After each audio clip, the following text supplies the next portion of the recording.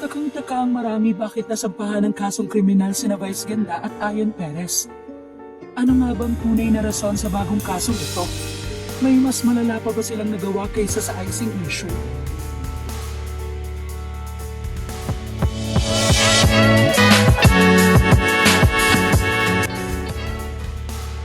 Mabuting tao ang pagkakakilala ng marami kay Ayon. Hindi ito sanay sa mga intriga at kontrobersya. Kaya sobrang naapektuhan siya ng insidenteng kinundin at binatikos ng gusto. Ibinunyag ng mga kaibigan ng dalawa na nagkaroon umano ng anxiety si Ayon dahil sa issue nila. Maging ang untouchable Vice Ganda ay nagkaroon din umano ng anxiety. Ito umano ang dahilan kaya nagbakasyon sila noong kainitan ng issue. Sa kabilang banda, uminit ang ulo ni Chief Presidential Legal Counsel Juan Ponce Enrile laban kay Vice Ganda. Sinabihan niya itong malisyoso kaugnay sa isyong kinasangkutan nito kasama ang partner. Pinunto ni Enrile ang problema sa mga nalalasing sa kapangyarihan at impluwensya. Magiging walang pakialam daw sa mga galaw at pakikitungo sa kapwa.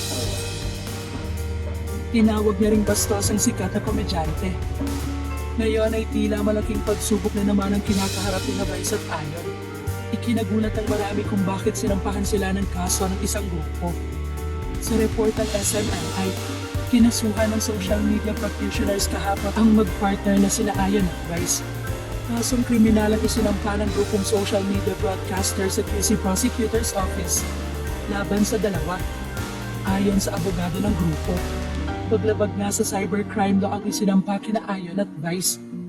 Tumanggi namang magbigay muna ng ibang detalye ang nagsampang grupo kaugnay nga sa dahilan ng pagsasampa nila ng kaso. Sasagutin umano nila ito sa gaganapin na press conference ng grupo sa darating na September 13. Sa kasalukuyan ay wala pang pahayagang panik ni Vice Ganda at Ayon laban sa kaso na itinataw sa kanila.